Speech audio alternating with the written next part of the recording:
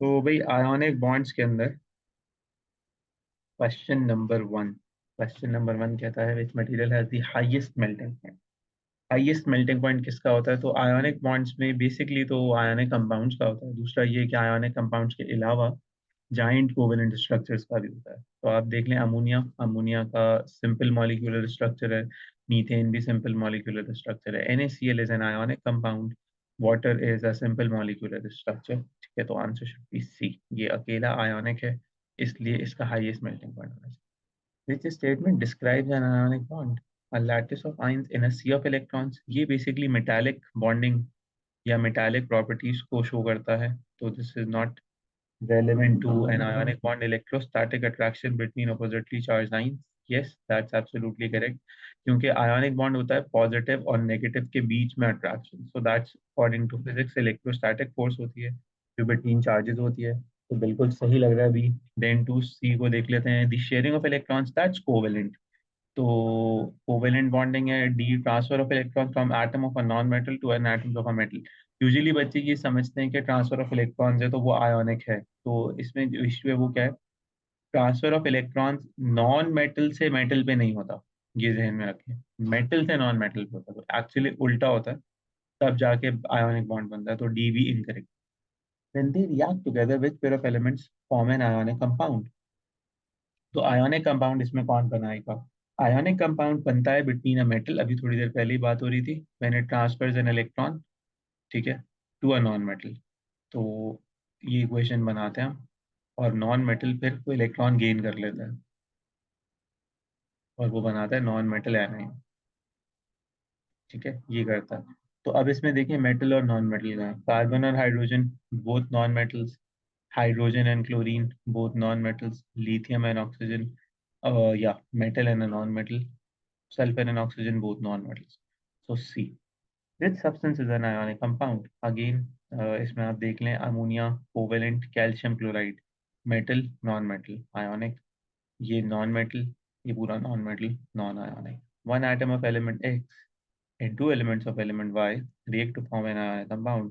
Element X forms a positive ion. ठीक है, which elements could be X and Y? So X और Y में आपको बता रहा है कि X जो है वो पॉजिटिव आयन बनाता है, और Y के दो एलिमेंट्स हैं बेसिकली, या दो एटम्स हैं जो X के साथ कंबाइन। तो इसका मतलब है X अगर बेसिकली +1 चार्ज है, ठीक है, तो X को क्या करना चाहिए? या एक्स अगर +2 चार्ज है तो हमें ये कैसे पता चलेगा? देखिए एक्स बेसिकली चार्ज उन्होंने ये तो बताया कि पॉजिटिव है, लेकिन उन्होंने ये नहीं बताया कि +1 या +2 है +2।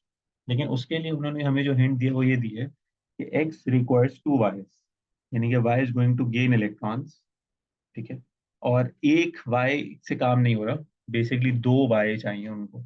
तो अगर हम ये कहते हैं कि एक्स जो है वो बेसिकली एक इलेक्ट्रॉन देता, तो वाई को भी एक ही होना चाहिए था। दो वाई की क्यों जरूरत है? इसका मतलब ये हुआ, समझ में ये आई बात कि भाई एक्स जो है वो चार्ज है +2, तभी उसको दो वाई चाहिए। अगर एक प्लस चार्ज होता तो फिर वाई एक ही चाहिए होता, दो नहीं चाहिए होता, एक ही चाहिए।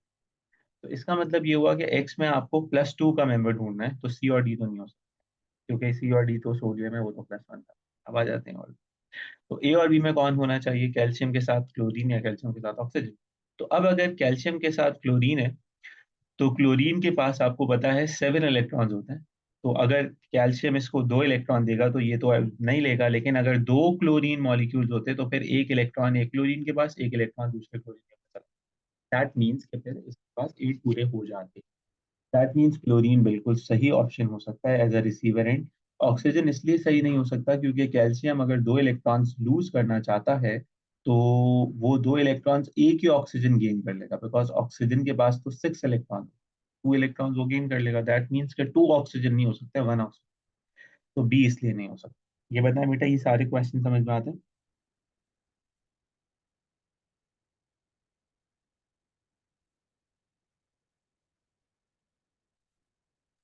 जी सर। That's nice. ओके, अब चलते हैं हम आगे।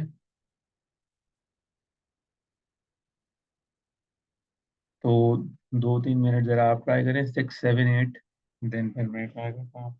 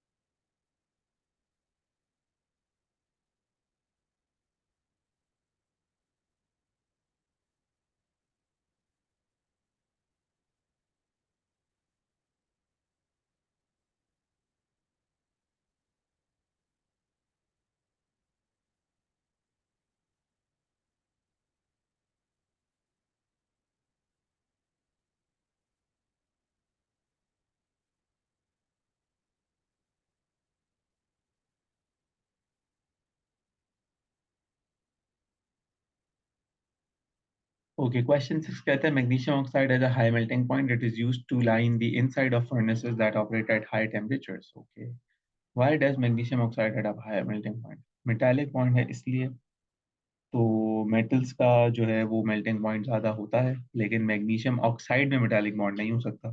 So that is tricky, but metallic bond is incorrect, क्योंकि मेटालिक बॉन्ड होगा तो सिर्फ मैग्नीशियम होगा, मैग्नीशियम ऑक्साइड में नहीं हो सकता।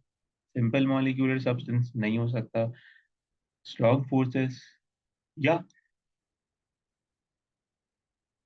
One of the reasons, strong forces बिल्कुल हो सकती हैं, लेकिन स्ट्रॉन्ग फोर्सेस हम बिटवीन मेटल और नॉन मेटल अगर कहते हैं तो वो आयोनिक कंपाउंड होना चाहिए। तो ऑप्शन में कहीं पे आयोनिक कंपाउंड अगर है, जो कि डी में है, तो वो सही आंसर होना चाहिए, इसलिए बी इनकरेक्ट कंसिडर किया जाए। Which statement about ionic compound is correct? So ionic compounds conduct electricity when solid. That is incorrect. They don't conduct electricity when solid because ions are not available. They are fixed. Ionic compounds consist of a lattice of positive ions and negative ions. तो B या it is kind of correct, क्योंकि structure होता है lattice मतलब structure shape, जिसमें हम कहते हैं कि पार्टिकल्स जो है वो रेगुलर अरेंजमेंट में मौजूद होते हैं एक आयोनिक कंपाउंड में। तो it contains the lattice of positive and negative ions, so we should be correct. Let's see, C में क्या है? Most ionic compounds are solid at room temperature because of the strong refraction between electrons and positive ions. So 7 का C statement बिल्कुल सही है, लेकिन it's not most. All ionic compounds are solids, so this should be considered incorrect. कोई ऐसा हमें ionic compound नहीं मिला जो लिक्विड हो रूम टेम्परेचर, इसलिए मोस्ट नहीं होना चाहिए, all. When molten or in aqueous solution, ionic compounds conduct electricity because they contain electrons that can move. So when molten or in aqueous solution, ionic compounds they conduct electricity. Yeah, that's correct. Molten may be aqueous solution. Lekin they don't only contain electrons, they contain charges. That is positive and negative. So basically D should also be considered. The best possible explanation here is B. Okay. Which statement about solid calcium chloride is correct? Solid calcium chloride is correct. अच्छा, okay. Conduct electricity, solid conduct नहीं कर सकता electricity. Low melting point, ionic compound है तो low melting point का तो सवाल ही नहीं उठता। आयोनिक लैटिस स्ट्रक्चर बिल्कुल सही है, लैटिस स्ट्रक्चर हो सकता है इसका। लैटिस स्ट्रक्चर में मैं आपको दिखाऊँ, अगर CaCl2 का स्ट्रक्चर इस तरह हो, क्यूब होता है, सॉलिड, जबरदस्त किस्म का, सारे सॉल्ट का in fact. Insoluble in water, insoluble in water हो ही नहीं सकता, क्योंकि all ionic compounds they are soluble in, तो डी भी नहीं हो सकता। तो करेक्ट आंसर शुड बी सी।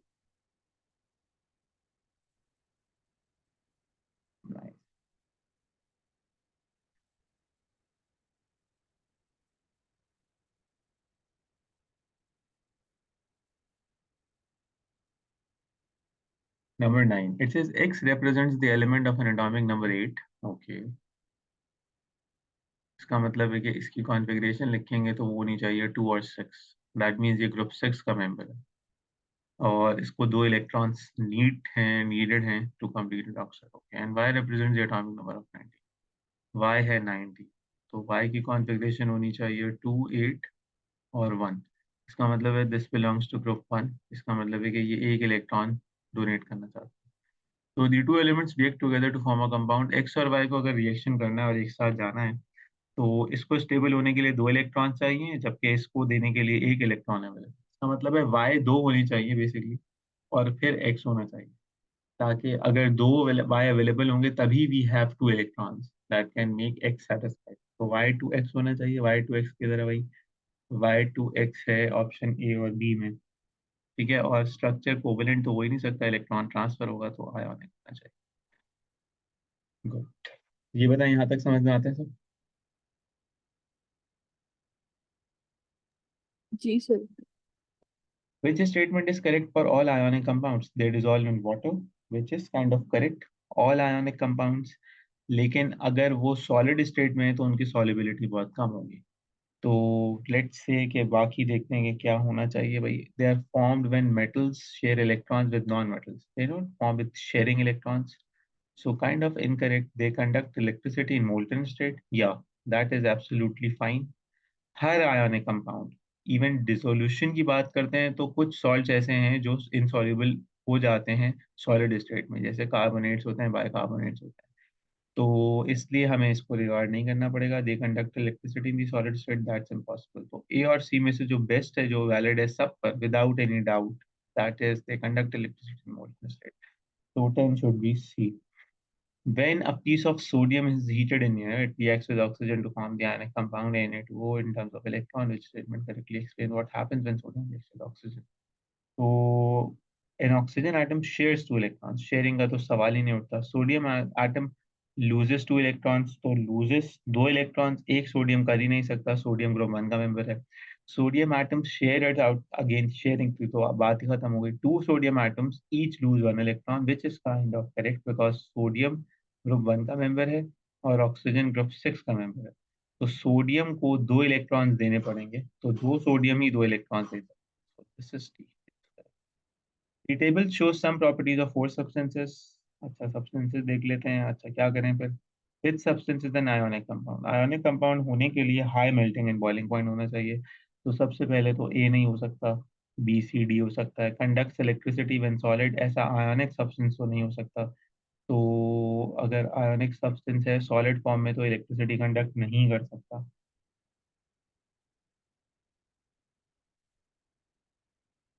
तो ये ऑप्शन ए और बी तक लिमिट होगा, सी और डी नहीं हो सकता। इसका मतलब है now we have to select A और बी। तो ए और बी में से ए तो वैसे ही नहीं हो सकता था, और ए और बी में से बी यहाँ पे मेल्टिंग पॉइंट हो सकता है, तो बी वाला कंसिडर होगा। Dissolve in water conducts electricity, या it should be 12 P. But नहीं, 1 मिनट दें, आसान हो जाए फिर आगे।